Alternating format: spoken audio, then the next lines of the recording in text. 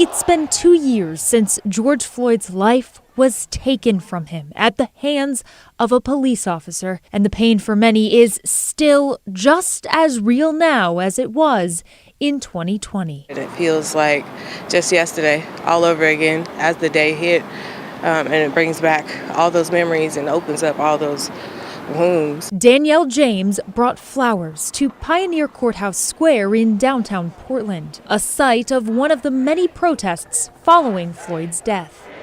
Despite the lasting outcry and support, she believes there's a long road ahead when it comes to police reform and racial justice. I would say progress was made in that case. We're still dealing with police killing Black people at a high rate. So the steps that need to be made to do that, there's far too many to name. I had a lot of hope when George Floyd was murdered.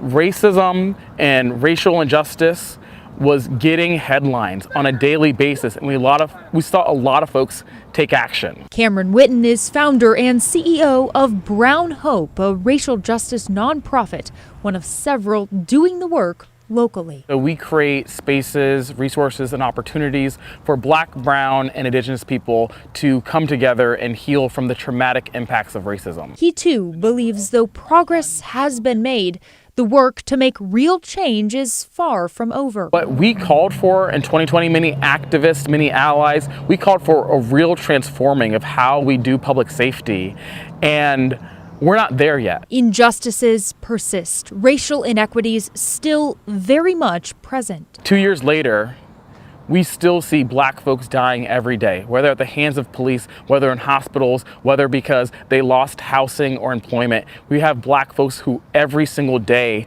their life is trying to survive a crisis. Whitten says this day, the remembrance of George Floyd's death should renew the movement for justice. The type of support that we saw just outpouring 2 years ago isn't there anymore. And I don't want headlines to continue to be the catalyst for folks to care. Our lives, Black lives, really should matter while we're alive.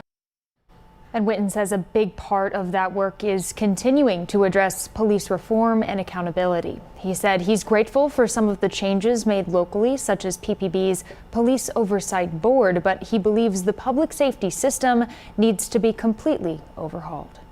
David? Thank you, Alma.